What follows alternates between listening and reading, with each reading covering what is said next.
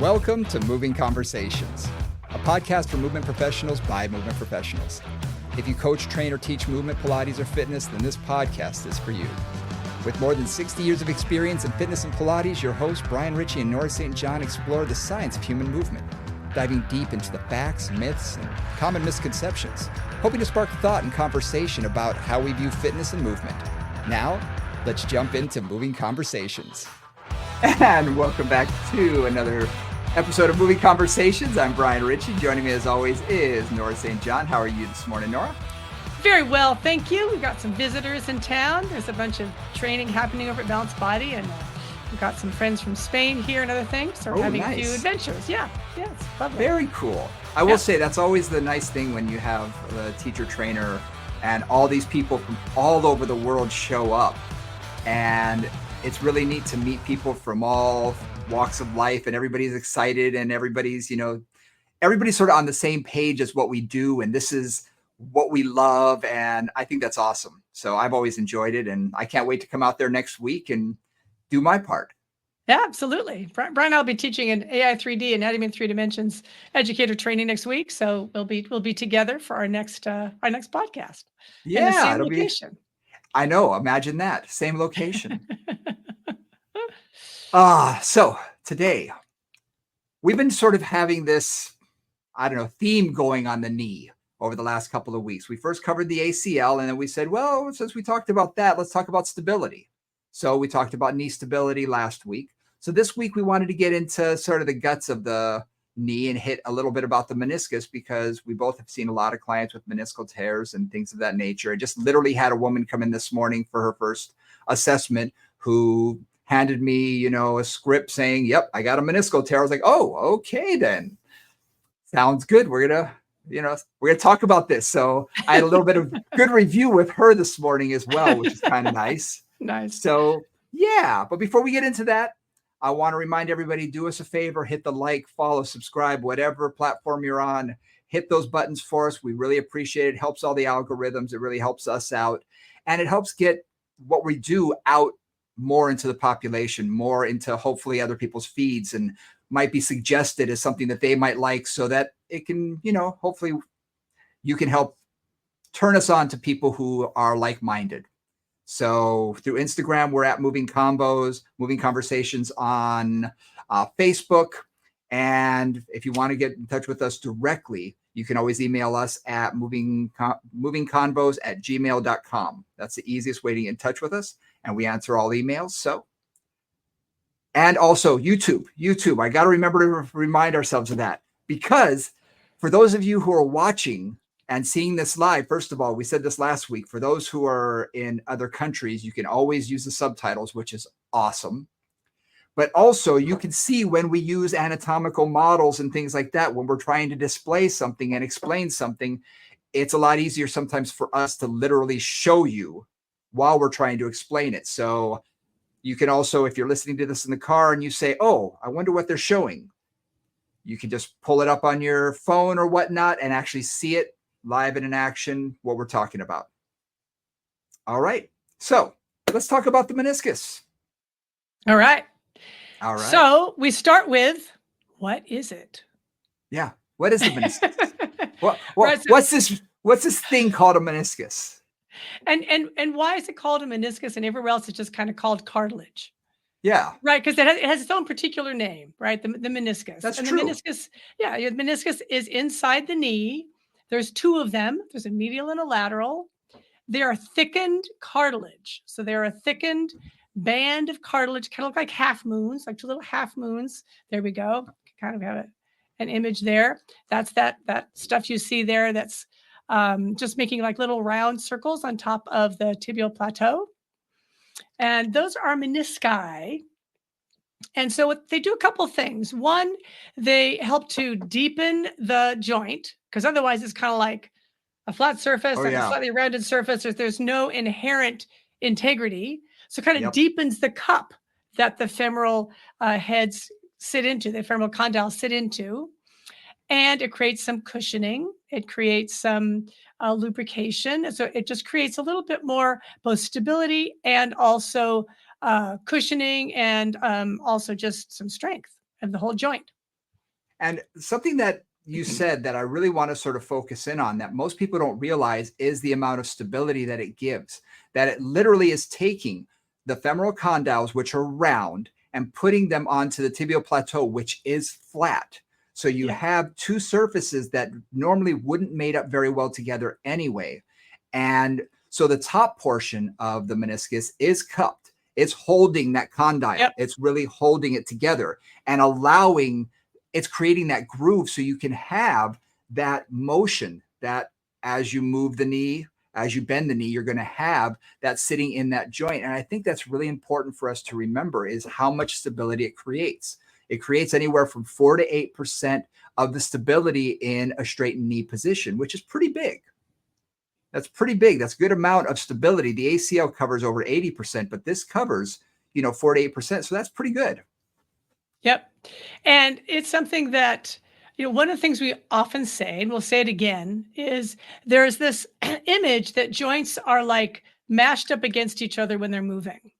And they're Mhm. actually not. So Right. the muscles actually have this concept called biotensegrity, where the muscles around any joint actually create a little bit of space, right? So they're not just jammed up against each other, but there's just a teeny bit of space there.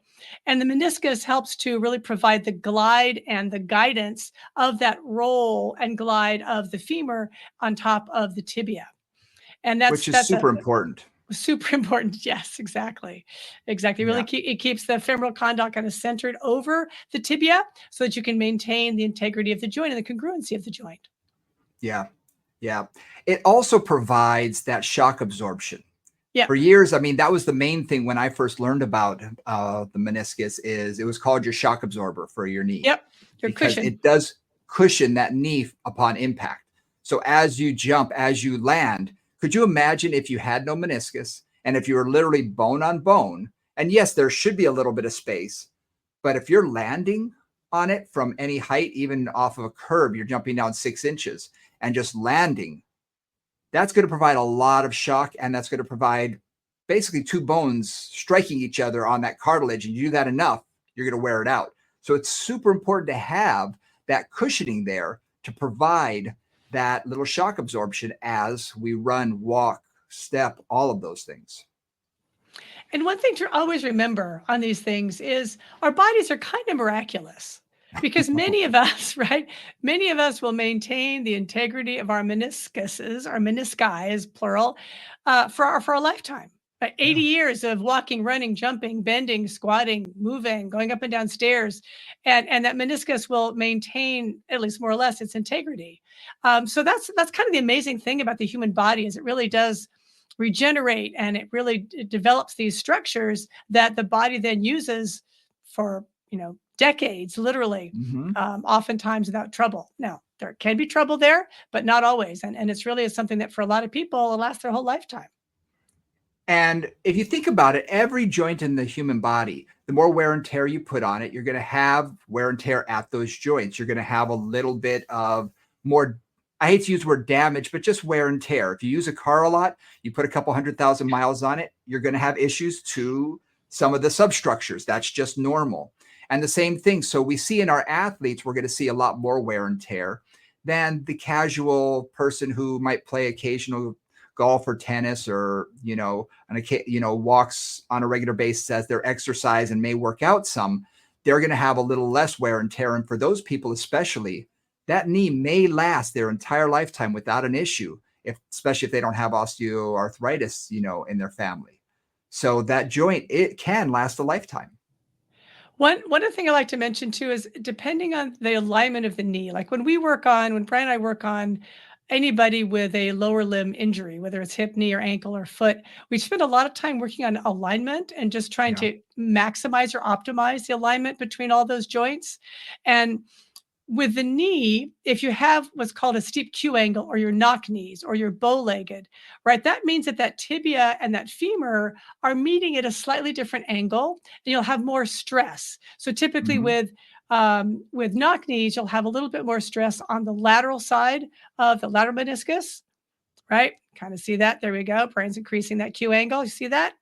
And if you're bow-legged, you'll have a little more stress potentially on the medial meniscus. So this is why we spend so much time in both of our sessions, I know, working on just trying to get that alignment as good as it can be. There's Mhm. always structural issues. There's always limitations there potentially, but just trying to optimize that and trying to optimize it not just in static posture, but in movement. So when somebody's bending their knees and doing a squat or doing footwork on the reformer, we're trying to really give them that opportunity to align that as best as possible, to spread out the load through that joint as much as possible and through the meniscus as much as possible.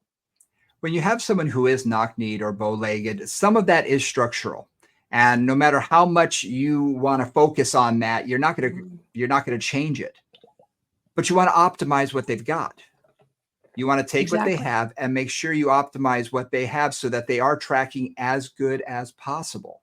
Right. So in a bent knee position, they're not going to have the same, obviously the Q angle is going to change because they're now in a bent knee position. So you want to just make sure that they have equal pressure as much as possible. That joint congruity is going to be equal between the lateral and medial sides as much as you can. As much as you can. Exactly. And that's always, that's always depending on the body in front of you. Everything is depending on the body in front of you. Absolutely. Things can vary depending on that. Yeah. So thinking about the meniscus in terms of use, one of the things that I always think about with the meniscus is all the work that we do. So I'm going to talk two ways. One, yes, work in terms of things like squats and walking and moving and flexing and extending the knee can cause wear and tear. They also cause stimulation. And sometimes that stimulation is beneficial over time to the meniscus. So it's one of those things where, yes, too much can cause some wear and tear, cause it to break down or cause an injury. But without stimulation, it doesn't stay as healthy as it could be. So there's always that line that we walk a lot when we talk about resiliency, when we talk about aging, when we talk about time, is there's always the balance there between not moving too much and moving too much and not moving at all. And where are we in that, and how much movement is appropriate for keeping that joint healthy. Yeah. And that's, I mean, you and I have talked about this. We got into it last year a lot when we talked about the fascia. If you don't use it, you're going to lose it. So we need to keep the joint lubricated. We need to keep it moving. We need to keep these, structures happy and well oiled. If you don't use a machine for a long time, whatever it is, it's going to freeze up on you. It's not going to work as well. And you're going to have to, you might have to take it apart one day and put it back together. Well, same thing happens with our bodies. The less we use it, we may be preserving it to a certain degree, but we're also not optimizing what that joint can do or what the body can do. So the right amount of movement, the right amount of exercise, and the proper movement is so important. I look at my kids and they can do just about anything. You ask, running, jumping, twisting, turning, pivoting, twisting, all of this kind of stuff, and nothing ever about it. It's awesome. You try and do that with a 50-year-old and you might have a little bit of difference in, their recovery and how their body feels afterwards. Not everybody. Some people snap back real fast. Other people may need a little bit, especially if they're not used to those movements. So again, the body in front of you is the one that you're going to be working with, or your own body. In the mirror, the body in front of you in either case. Yeah. One of the things that I also say though about the meniscus is I've worked with a ton of people with meniscus injuries, and oh yeah, many of them, if they get strong enough in their quads or hamstrings, inner and outer thigh, the knee stability, a lot of what we talked about last week, actually, that can minimize the pain and discomfort from the meniscus. I've had a lot of clients who have a meniscus tear and it just doesn't bother them as long as they really maintain the strength and balance of, all around the knee. So it's one of those things where, an ACL tear, which we talked about, a couple of weeks ago, an ACL tear, if it's really a complete tear, it will disrupt significantly the biomechanics and the ability of the body to do what it needs to do, and will really require sort of constant vigilance to keep it together. The meniscus, maintaining relative alignment, decent alignment, good strength, you can often manage a meniscus issue for a long time and sometimes forever, but certainly for a considerable period of time if you really keep alignment and strength in mind. Yeah. Story that I tell in a lot of my classes when I teach about the knee is what happened to my meniscus. At my very first conference that I ever went to, ideal world, I think it was 1993, my very first one. I had just gotten into being a personal trainer and a group exercise instructor, and I took my first class, first day. It was a kickboxing class. And this was before Taibo and any of that stuff. So nobody really knew what they were doing. It was just something for fun. And anybody who's ever been to a fitness conference or anybody who's ever been into a ballroom realizes those floors are not made for exercise. They're carpeted and not the best carpeting. So either the instructor didn't say it or I didn't hear it, but I did not pivot my foot to the side as I tried to do a roundhouse kick. So I went up into a roundhouse kick with my leg planted, toes facing forward, and I heard a pop, and I went down like a sack of potatoes. My knee swelled up immediately. And of course, I'm young and I'm dumb and I don't baby it for the next 3 days. I still try and do all the classes that I want to do at the conference. And I tore that thing apart. And that was the first time I ever experienced that sort of level of joint pain. And it was intense. And it probably took about 6 or 8 months for it to calm down. I didn't have medical insurance, so I never got it checked out. But, over time, it seemed to heal. And it probably was a meniscal tear based on everything that I learned later, because 10 years later, maybe 15 years later, whatever it was, I was with a client. And if anybody who's ever been injured will know this feeling. I squatted down to be with this client on the floor. And as I squatted down, something didn't quite feel right in my knee. It didn't hurt, but it was like, that doesn't feel right. So I thought, okay. And I'm working with a client and I go to stand up and she said, it sounded like I stepped out a bag of potato chips. God. And I couldn't put weight on my leg. I immediately knew something was wrong. I could not. And of course, I'm no selling it. No, I'm fine. And as I'm hobbling, I go into the office. Luckily, I've got physician friends. I call up, get in to see someone, and an MRI later. And I'm told, at first he said, you got a meniscal tear, I've seen this a million times. You probably won't need surgery. Let's get the MRI. Then he gets the MRI and he says, how's Tuesday for surgery? He said, it's a really bad one. He said, you probably had this. And I told him the story of how this occurred. And he said, oh yeah, that's when you started it. And over the years, said, you didn't baby it. You've been a very active person. You probably kept, opening it up. And eventually sometimes this can happen. And again, I did not baby it. I was very active on those knees. So, and I was also a baseball catcher throughout my childhood. So, squatted position for, long periods of time. Again, but that was sort of my progression. So I went a long time with a small meniscal tear, 15 years, with no problems at all. And it wasn't until that right motion, and had I not squatted down with that client at that time and who knows if it ever would have reared its ugly head. But at that one moment, I opened it up enough and caused, that issue. So you can go a long period of time with a meniscal tear and not have any issues whatsoever. And as soon as your body heals, and when I say the word heal, we're going to get into a little bit more about the meniscus and healing in a minute, but it doesn't necessarily heal, but swelling can come down. You can begin to strengthen, like you said, balancing right to left, medial, lateral, anterior, posterior. And it doesn't bother you after a while. The swelling goes down and everything seems to be happy. And that can stay that way for a long time, perhaps the rest of your life. So one of the things that I often say, like if a client comes in with a meniscus tear or meniscus trouble, is I always say, as you said this many times, Brian, give me a couple of months to see what we can do in terms of strength, in terms of mobility, in terms of alignment, getting your swelling down. And let's see if we can just manage it through strength and through kind of training.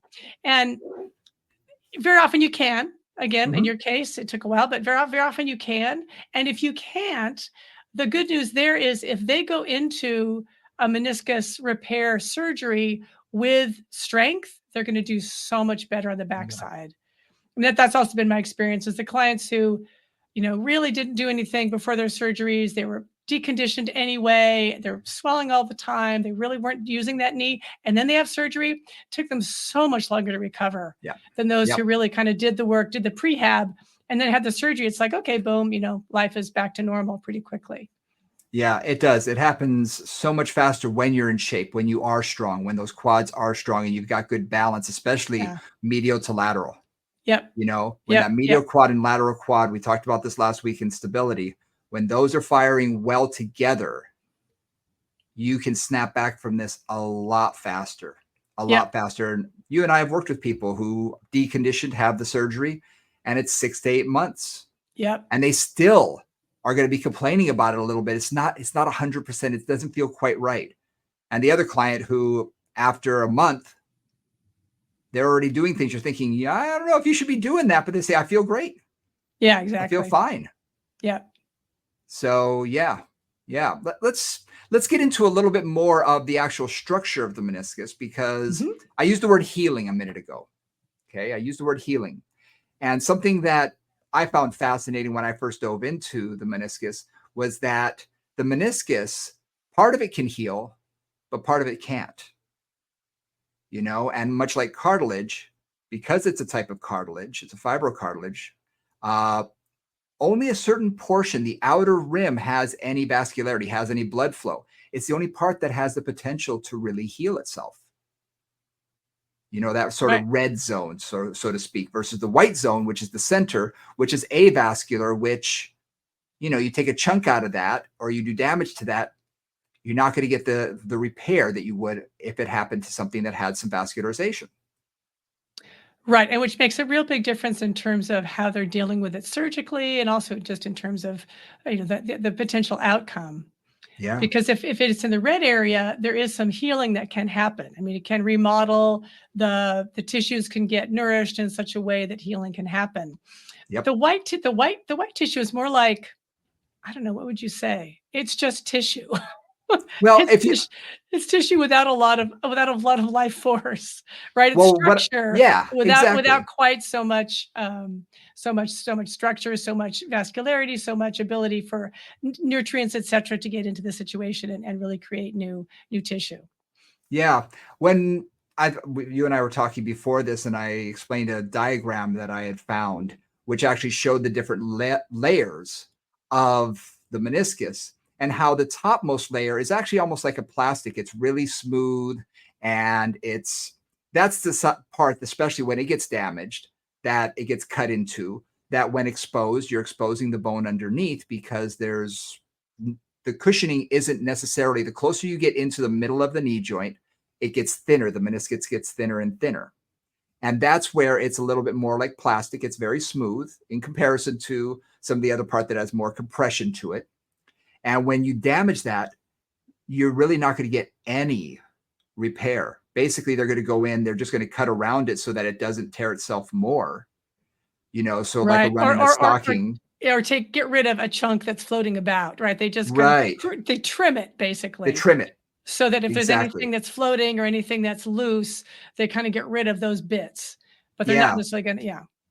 And when I had mine, there's multiple different types of tears, and they all have their different names. But my surgeon actually said, hopefully it'll be a red tear. It'll be on the outer edge, and we'll be able to go in. He said it'll take 2 sutures. He said it's a fast surgery. I see it. I put the 2 ends together. I put 2 sutures there, maybe 3. You're non-weight bearing for 8 weeks, which I thought that's going to kill me. How am I going to be not weight bearing? I need to do exercise. I need to work out. Little did I know, he said, but he told me that one will heal, and your meniscus will, I'm not going to say it's as good as new, but it's as good as it's going to be, because it will heal. Yeah. Whereas if it's in the center, if it's a white one, he said, look, we're going to go in, we're going to trim around the area. We're going to clean it up so it doesn't want to tear anymore. And then you've got what you got. And and depending on how big it is, depending on what's going on, he said, if you don't modify what you do, he said, that can lead to, a knee replacement sooner than if you hadn't had the meniscus damage, because you're exposing bone to cartilage, bone to bone eventually. Right. So thinking about the meniscus is the cushion, right? Is the barrier, if you will, between those bones attaching to each other. So if you do lose some of that cushion, if they actually have to take out some of the meniscus and it's not going to heal back, then again, you just have more bone to bone connection, which can over time lead to an increase in osteoarthritis, which can then lead to degeneration in various ways. And just not to put too fine a point on it, anytime you open up a joint, it increases the likelihood of osteoporosis. I mean, Yeah. osteoarthritis. Right. So Yep. just disturbing a joint will often, it just, whatever it does, it just encourages little osteophyte formation and other kinds of things to get irritated. Yeah. And you have to figure that whenever they're cutting into that, they're trimming it out, they're actually going to be scraping the bone a little bit, which stimulates that bone. So we're asking the bone to be stimulated in certain ways so bone spurs are a little more likely to occur at the site. Yep. Just because we're disturbing it. Yeah. And then the femur is hitting that, and those edges now probably aren't as smooth as they once were because you've taken away that smooth slide and glide. So now you're constantly sort of hitting the cartilage of the femur over and over again. And it's, repetition upon repetition over the next 10, 15 years, whatever it is, you may wear away sort of that cartilage on the femur, which then can expose the bone. And that's when you hear the term bone on bone, where that cartilage gets worn away and more osteoarthritis begins to grow oftentimes. And that's when, you have that bone on bone that needs a knee replacement, etc. Okay. So we've just walked from healthy, happy knee to like trauma. We've gone down the rabbit hole. And again, I just want to bring it back because meniscus is not in many cases is not that major, right? And I really want to de-dramatize this. Yep. I don't want to really pull us back from that feeling like, oh my God, I've got a meniscus tear. No. Yeah, sometimes it's a bad deal, and sometimes it's a major thing. And but to Brian's point, and I'm thinking of another friend of ours who just had surgery. It was in the red zone. So yes, he had like 2 months when he really couldn't do anything with that knee, allowing it to heal. He wasn't allowed to weight bear, wasn't allowed to do anything till that healing happened. But now he's like back playing soccer and back doing his full workouts and all that. So even with post a repair, that can often be, again, it can take a while to recover, but particularly if it's a red tear, it takes longer to recover. But a lot of times you come right back to fully functional. It's not like the ACL, which sometimes leaves some deficits. It's usually can be pretty successful that way. And think of something to think about. My surgery on my meniscus, I had a bucket handle tear, and he said he removed probably 40% of my meniscus because it was that bad of a tear. And his words to me were, if you don't modify what you do and take your rehab seriously, he knew what I did for a living. He said, you know what you're doing. If you take your rehab seriously and you modify what you're doing, so you don't increase more wear and tear than you need to, like a lot of running and things like that, joint impact. He said, you're going to be fine for a while and you may never need a knee replacement. I haven't had knee pain since the surgery. That knee is stronger than my other knee, to be honest, because I took the rehab very seriously, modified my habits. Again, one of the contraindications for either if you or a client has it is you don't want to have a lot of impact. You don't want to increase the amount of jarring. So he said, look, stop playing basketball, stop running. Those two things will preserve the life of your knee.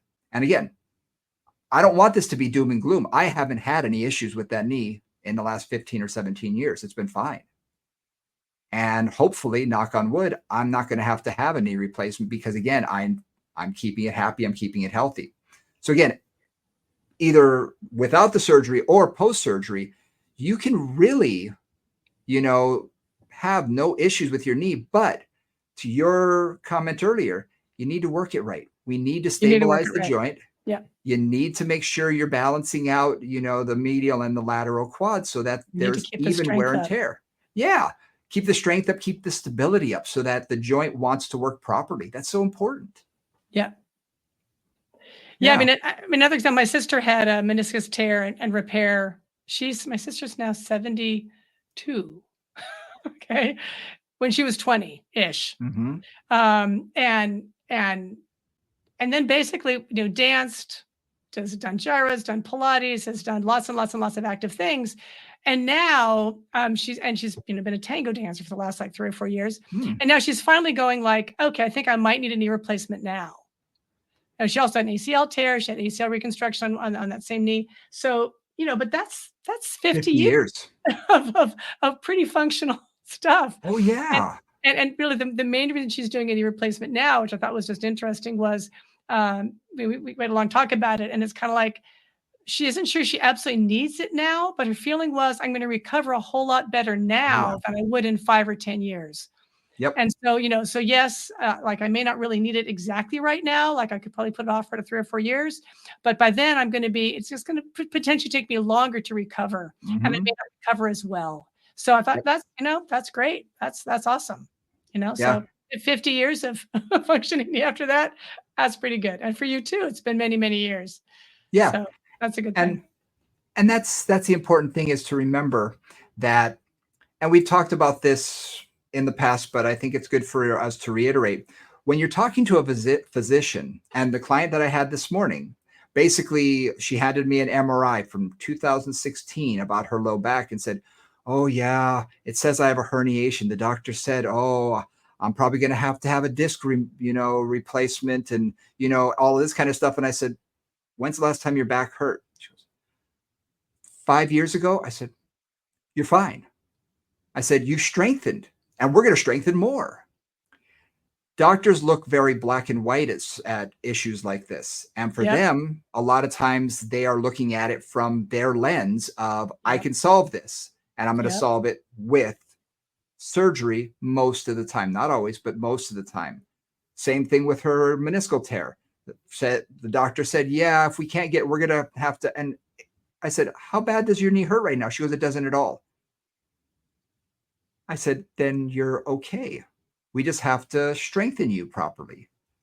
And when I did her assessment, I saw there's a lot of lateral tracking in that knee and things like that. I said, oh, well, you're not balanced here. Your medial quad is very weak compared to the lateral. I said, we just need to start shoring that up a little bit. I said, and see where this goes. But right now you have no knee pain. So I said, so why don't you put the thought of surgery on the back burner? Yeah. Because I don't think you're going to need it unless this gets a whole lot worse. Yeah. And you could see the anxiety suddenly calm down. She goes, oh, really? And I said, yeah, if you're not in pain, relax for a moment. Okay. They're looking at it through their lens. Let's us look at it through the lens of, give us some time. Let's strengthen. Let's see if you'll ever need it. And hopefully you won't. And what's your experience? I mean, is the knee a problem for you? Not right now. Not now. Is your back a problem for you? Not right now. If it's not a problem, don't go do something that will cause a problem. Surgery is not nothing. Surgeons always make it sound like they're a car mechanic. They go in, they replace the part, and you're good to go. That is not the experience of most people after any kind of surgery. No. Right? Just not. That's not really quite how the body works. And it may be, they may have a good outcome or not, but it's kind of like, that's not the deal. And again, if it ain't broke, don't fix it. If you're able to do everything you want to do, keep doing that unless there's some obvious reason not to, or you're obviously going to cause more damage. One of the things that I ran into when I was working with a friend of mine with some low back pain was she said, no, I've got chronic low back pain. I'm like, okay, how long have you had low back pain for? She's like, oh, like the last 12 years or something like that. It was a long time. And I said, okay, well, does your back hurt now? She said, no. I said, okay, when was the last time your back hurt? Well, I had a little flare up about 6 months ago. I said, for how long? I said, a couple of days, 3 or 4 days. I was kind of in pain. I said, okay, you don't have chronic low back pain. You have occasional low back pain. You have occasional or acute recurring low back pain, right? Which bugs you every now and then because you did whatever you did. But you don't have chronic low back pain. It doesn't hurt you every day. It doesn't hurt you even all that much. And I think that to your point, I call it the curse of the medical professional. Like, you have this and you feel like you've got the scarlet letter A on you, or you've got the scarlet letter disc on you, I'm a disc client. And there's been so much research that really says two things. One, that whatever that MRI was, it was a moment in time. It was that moment in time. And particularly for the low back meniscus, I'm not sure they change all that much, but for the low back, like it can look completely different 3 weeks later. Yep. Just because things are in a different place and they take that MRI. So anyway, Yep. just a reminder. I think that's a good Yeah. reminder. I think so many people, I think this is human nature. Something's wrong. My knee hurts. I want to know why my knee hurts. Yes. So they I go want in. explanation. Yeah. I want an explanation, and that's human nature. We want the Yes. explanation. Absolutely. I know why. But with that explanation, as you've sold many times, it becomes their story. Yeah. Because now I have a meniscal tear.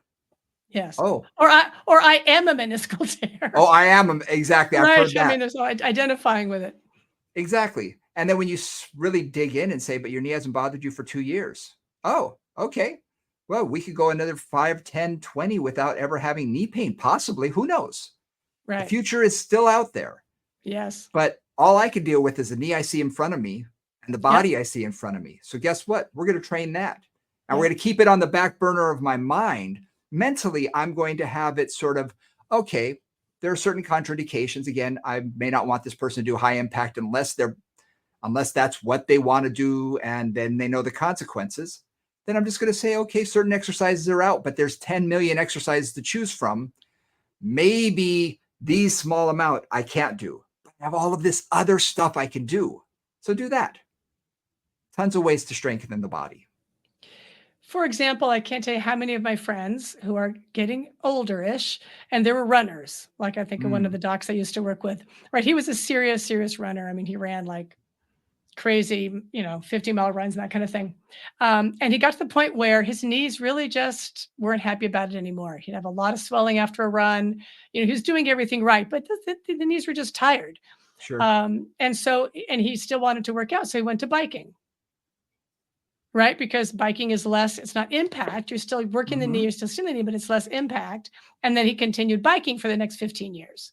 Right. So sometimes it's just like, what do you want to do? What can you modify? How can you still stay as active as you want to stay? By maybe just changing what you do or how you do it instead of just, stopping entirely. I've got a buddy who basically did a similar thing. He had knee problems, yes, but he also had a severe arthritic big toe.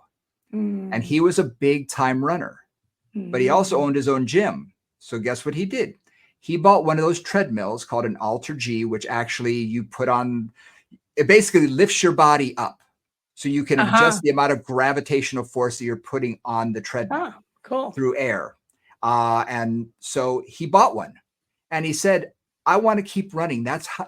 He gets a runner's high. He's one of those people. Yeah. I've never experienced it, but I believe him.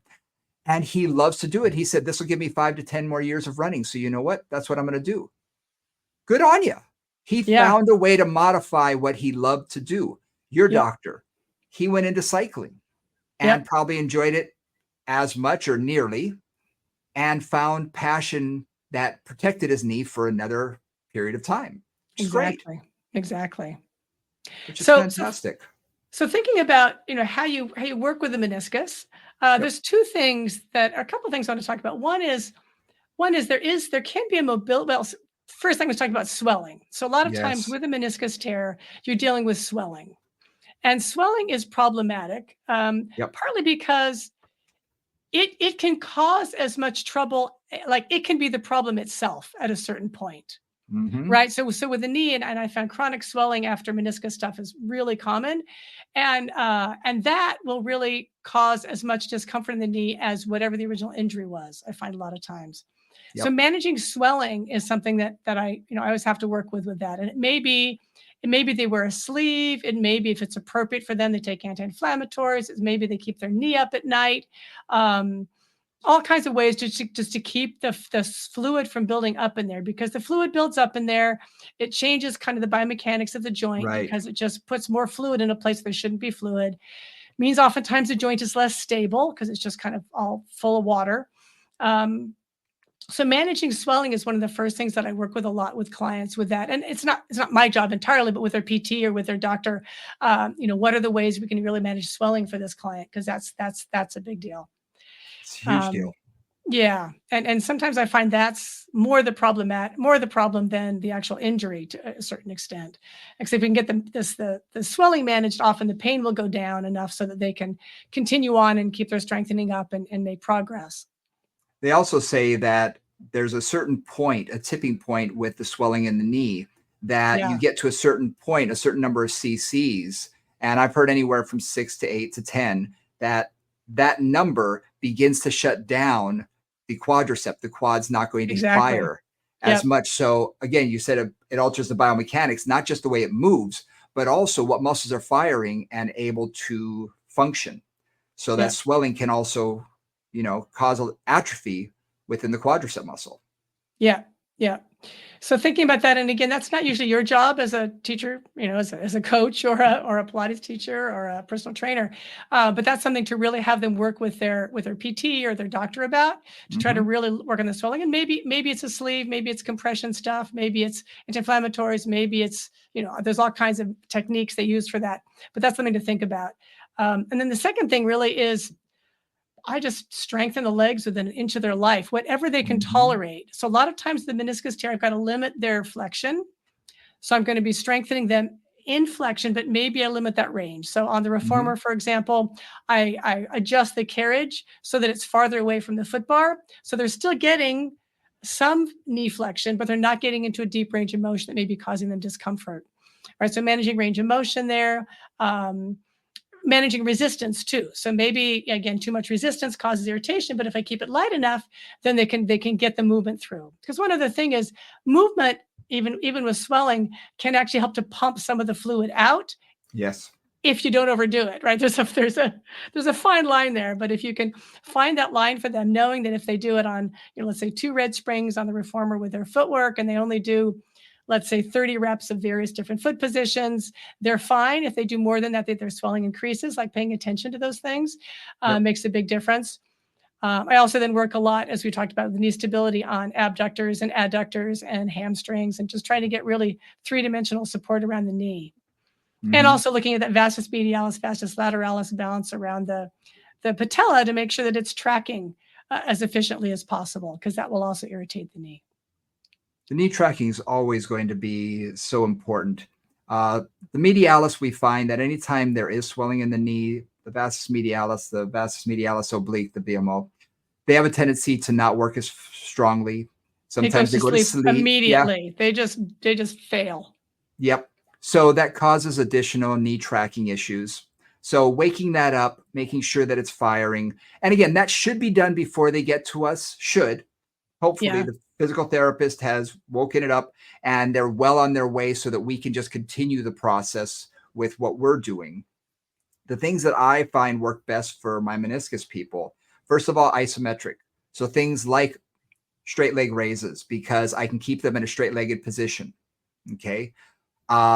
Working isometrically on the ranges of motion, or having them work through the ranges of motion that aren't in pain.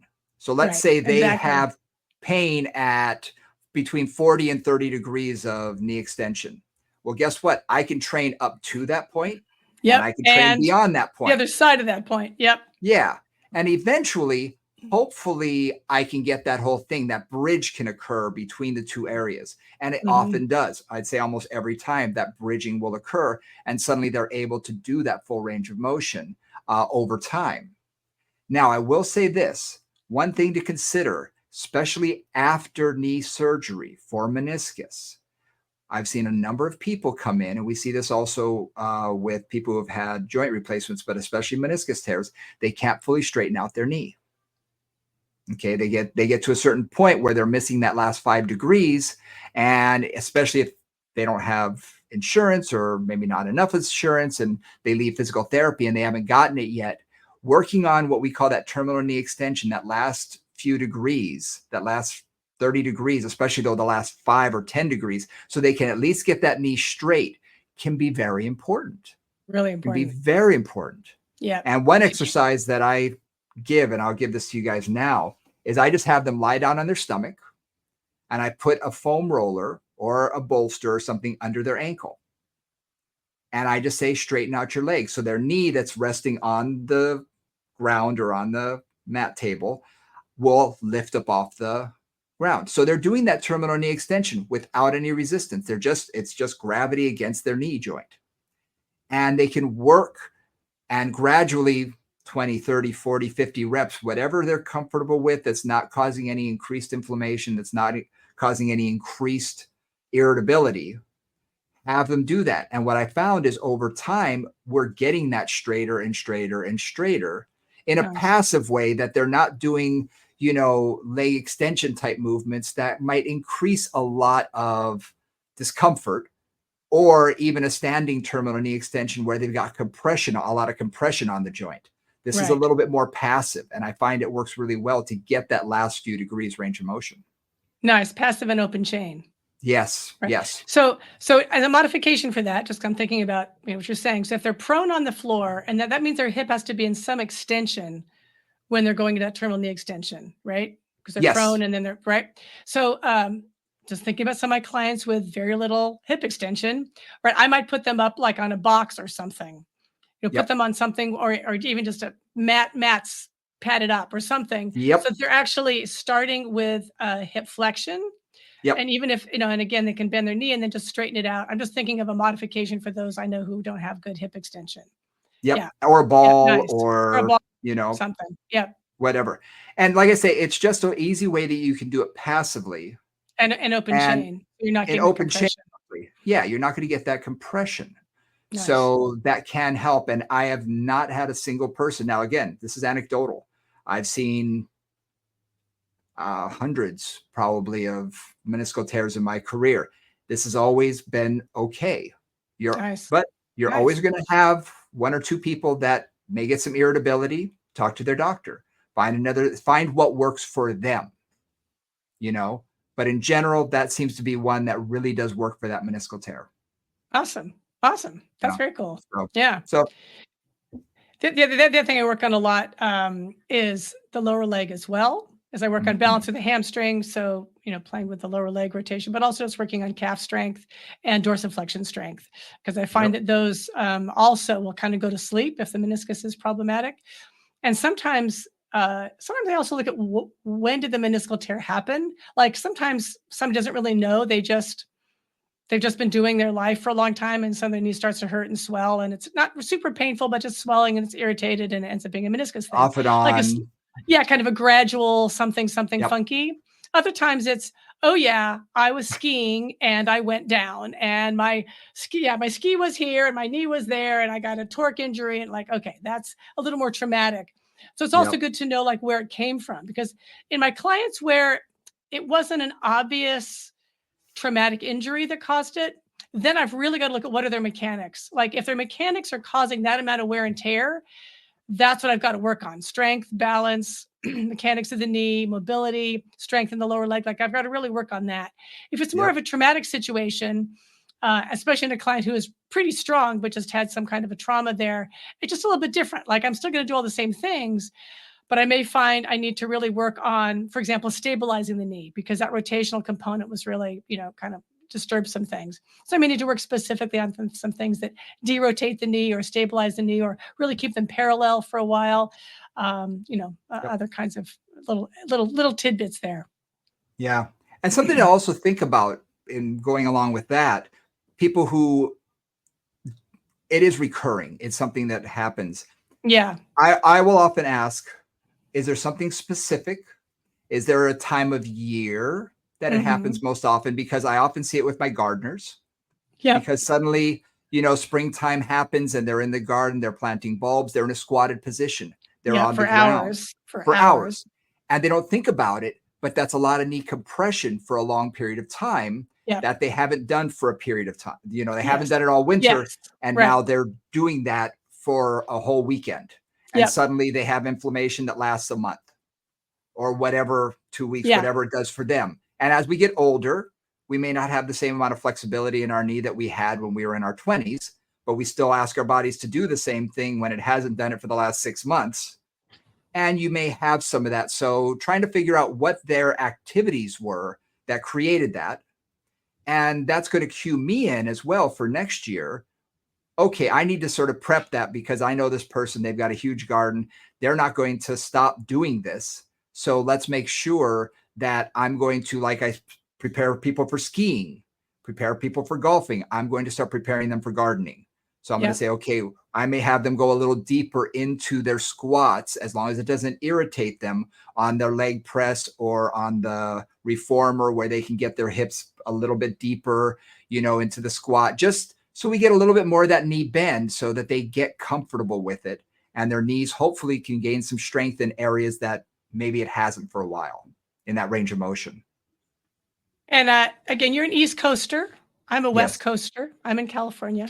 So I'm thinking about it from the East Coast right. point of view. Yeah, exactly. So you do have, and we talked about this in terms of one of our podcasts, like about, preparing for like activities in the summer and the spring. Yep. In here, there's definitely skiing. There's winter sports, which we have to prepare people for because there is no winter Yep. here. And a lot of times people are going to go up and they're going to ski for 1 week in Colorado, right? And that's it. And that's all they do all Yep. year. So we've got to kind of prep them for that. But other stuff tends to be more, full year round. Biking and cycling certainly are all year round. There's no change in the seasons there generally, or not much. So in that case, I'm looking at, okay, did you just increase your mileage? Are you, it's like it's spring, so you're out for longer, or it's winter and now you have time off from work or whatever it is, right? So just looking at kind of what they're doing and how they're changing their habits or their, I'm training for a run, or I'm training for a century or whatever I'm doing. Yep. And just being aware of what they're doing in terms of their activity level. Yeah. One other thing I wanted to make mention is the hamstrings. Yep. Something that people don't realize is that the posterior side of the knee, where the hamstrings actually connect into the lower leg, okay, fascially, you have some connection between the medial meniscus and the hamstring. Okay, so there are times when people want to increase their flexibility on their hamstrings, and they have an angry meniscus or a post-surgical meniscus, and they're stretching the heck out of their hamstrings. It sometimes can irritate by pulling on that meniscus from the backside. Good.